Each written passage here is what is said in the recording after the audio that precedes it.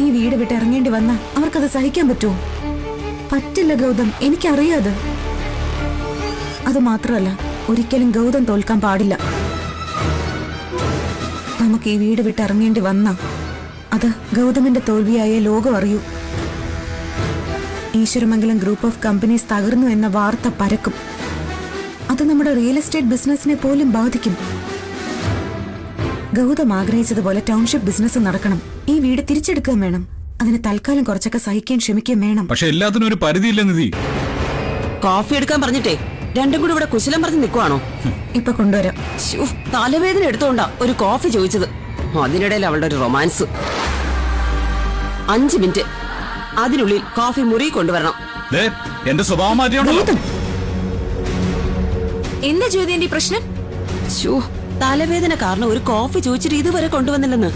എന്താ നിധി ഇത്? അങ്കിളും ആന്റി നേരത്തെ പറഞ്ഞതൊക്കെ മറന്നോ? വേഗം പോയി കോഫി എടുത്തോണ്ട് വന്നേ.